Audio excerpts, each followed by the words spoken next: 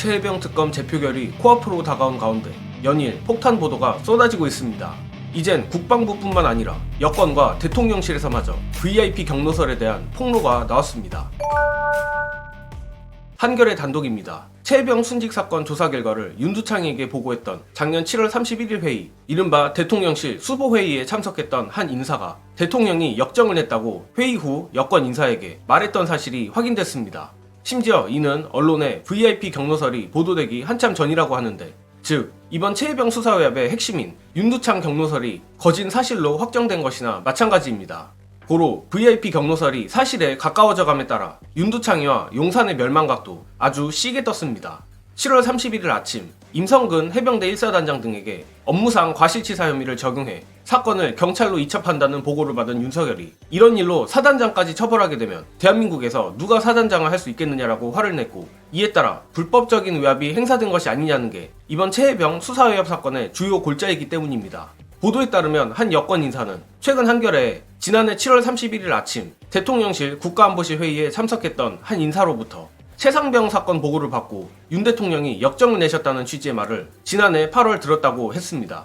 이것이 굉장히 의미심장한 이유는 VIP 경로설은 작년 8월 27일 MBC 스트레이트에서 처음 알려졌는데, 그 언론 보도가 나가기 전에 경로설에 대해 들었다는 것으로 윤두창이의 경로가 실존했음을 증명하는 강력한 증거입니다. 그리고 보도에는 한겨레 측이 어떤 구체적인 물증을 기반으로 기사를 썼는지는 안 나와 있지만, 제가 추측해보건대 단순히 여권 인사의 전원만 가지고 이런 핵폭탄을 투하했을 것 같지는 않습니다.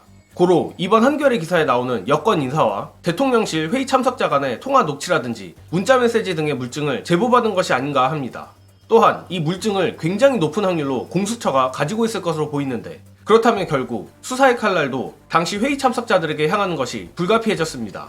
아니나 다를까 한겨레가 기사에 향후 공수처의 수사 방향을 아주 살짝 스포하는 대목이 있는데, 바로 대통령실 국가안보실 회의에는 통상 국가안보실장과 안보실 1, 2차장 등 극소수 인사만 참여한다. 사안에 따라 비서관급을 비롯한 대통령실 관계자들이 배석하기도 한다라는 대목입니다. 이 부분에 대한 해설은 영상 보시고 이어가겠습니다. 그래서 오늘 이제 취재한 친구들하고 정치인 뭐 이런 분들 통화해가지고 물어봤는데, 키맨을 꼽아요. 국방부가 자기들 하던 걸 하고 있었는데 여기로 누가 전화를 해가지고 조지니까 국방부가 움직이기 시작한단 말이에요. 그럼 이 조진 놈이 누구냐? 연결고리를 만들 수 있는 사람이 누구냐? 보통 대통령실에 파견 나가 있는 국방부 인사가 있습니다. 거기서 키맨이 임기훈이라는 인물입니다. 실무를 총괄 책임지고, 그리고 국방부랑 연결점 역할을 하는 게 임기훈이에요. 기훈이 형 지금 뭐 하고 있습니까? 국방대 총장입니다. 보세요 여러분, 그때 난리 났던 사람들은 지금 다 잘 됐어요. 신범철 당시 국방부 차관 공천받았죠. 물론 떨어졌지만. 네. 임종득 경북에 공천받아가지고 네. 당선됐어요. 김계환 해병대 사령관은 그렇게 문제를 일으켰는데도 해병대 사령관 유임을 시켜줬습니다. 뭔가 자리를 주거나 만들어줘가지고 세팅을 해놓고 잘 달래놨는데 수사가 좁혀온단 말이야. 김계환이 지금 다 털렸잖아요. 그러면 여기서 키맨이 임기훈이 되는 거예요. 국방비서관을 털면 그럼 너 누구 지시받았어가 나와. 이게 거의 연결고리가 만들어지는 겁니다. 김계환 쪽은 지금 이제 국방부 다 털렸어. 그러고 나면 그 다음이에요.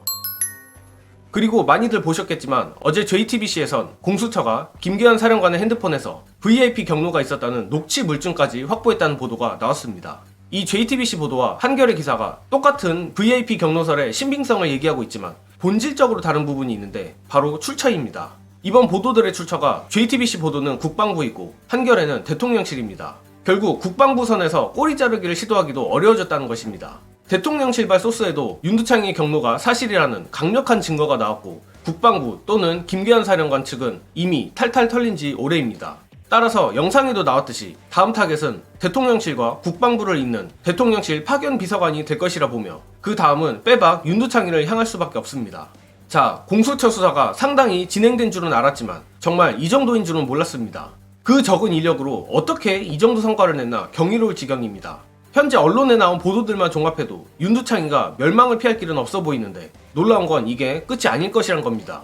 특히 5월 28일 재표결이 코앞이라 이제는 하루 단위로 엄청난 특검 압박 보도가 쏟아질 것으로 예상되는데, 끝으로 임경빈 작가가 예측하는 재표결 전까지의 향후 전국 공유드리며 이번 영상은 여기까지 하겠습니다. 시청해주신 여러분 감사합니다. 방송에서 오래 일해본 분들 잘 아시겠지만 취재한 기자가 저 정도로 기사를 써요. 그러면 JTBC 기자는 녹취 파일을 갖고 있다? 아니다. 녹취 파일을 갖고 있지 않으면 저 기사는 신빙성이 매우 떨어지죠. 갖고 있고 들어봤고 곧 공개한다. 보세요. 우리가 보고 친다고 했잖아요. 팬을 네. 보고 친다. MBC하고 JTBC면 지금 계속 단독 보도를 쏟아냅니다. 다 쪼개서 내고 있거든요, 지금. 네. 언제가 기점이냐? 5월 28일이 무슨 날이냐? 최상병 특검법 재의결입니다. 그러면 정보를 갖고 있는 취재 기자들이나 방송사 입장에서, 신문사 입장에서는 언제까지 이걸 다 쏟아내야 되느냐? 28일 전까지 다 씁니다. 오늘 한겨레가 그래서 또 하나 냈잖아요. 한겨레 단독 보도 뭐였습니까? 그게 7월 31일에 그렇지. 얘기했었던 국가안보실 회의에 관련된 단독 보도였습니다. 그러면 5월 28일에 재의결할 때 국민의힘 의원들이 매우 부담을 가질 수 있도록 정황이 다 꿰어 맞춰지는 수준의 수사 정보들이 주말까지 계속 나올 거다.